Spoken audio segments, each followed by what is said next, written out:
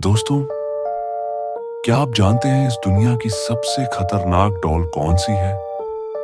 एक ऐसी डॉल जो देखने में बिल्कुल मासूम लगती है, लेकिन जिसने भी इसे हल्के में लिया, उसकी जिंदगी तबाह हो गई।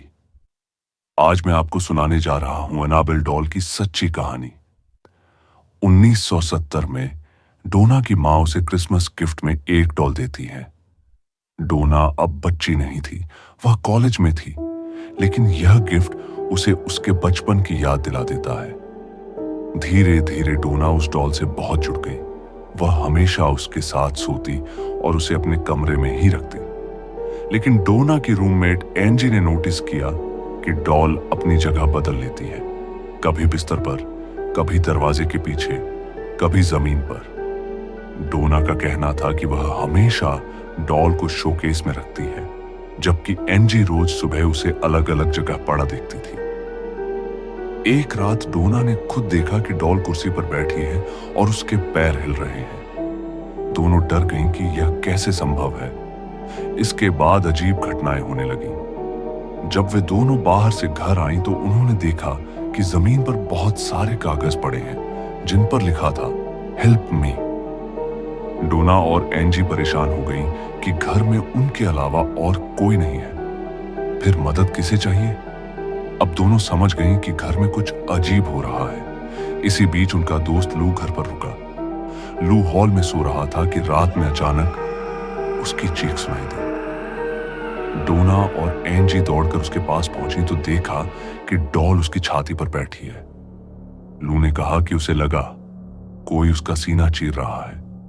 उसके शरीर पर खरोंचें थीं और डॉल के हाथों पर खून।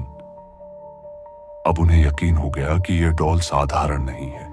जब उन्होंने पीछे मुड़कर देखा तो गुड़िया जमीन पर दीवार से टिक कर बैठी थी।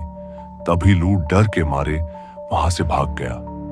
जब पादरी बुलाए गए तो उन्होंने बताया कि डॉल में अन्नाबेले नाम की एक बच्ची की आत्मा रहती है, जो निर्माण कार्य के दौरान मर गई थी।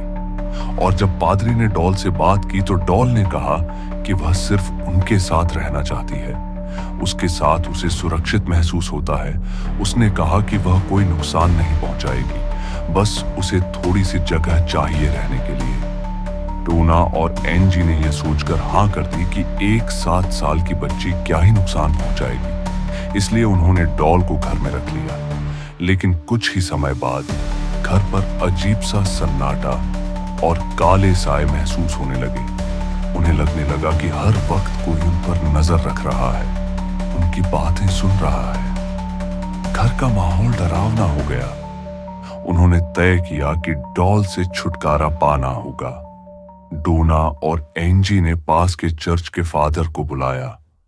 उन्होंने डॉल पर होली वाटर छिड़का और अपनी गाड़ी में लेकर चले गए। लेकिन रास्ते में उनकी कार का ब्रेक फेल हो गया और एक्सीडेंट हो गया। अगली सुबह डोना ने देखा कि डॉल फिर उसी कुर्सी पर बैठी है। अब उन्होंने ईड और लॉरेन वॉरेन को बुलाया।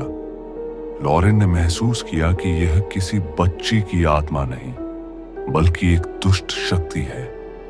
लॉरेन ने बताया कि अगर किसी ने भी इस डॉल को अपने पास रखा तो यह उसकी जिंदगी बर्बाद कर देगी। उन्होंने कहा कि वे डॉल को अपने म्यूजियम में रखेंगे।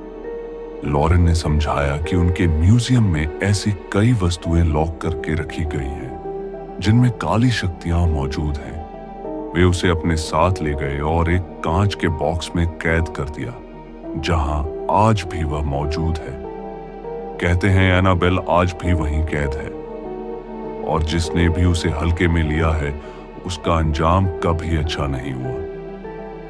अगर आपको यह कहानी पसंद आई हो तो मिस्ट्री नाइट्स स्टोरीज को अभी सब्सक्राइब करें और सुनते रहिए ऐसी ही दिल हिला देने वाली कहानियां।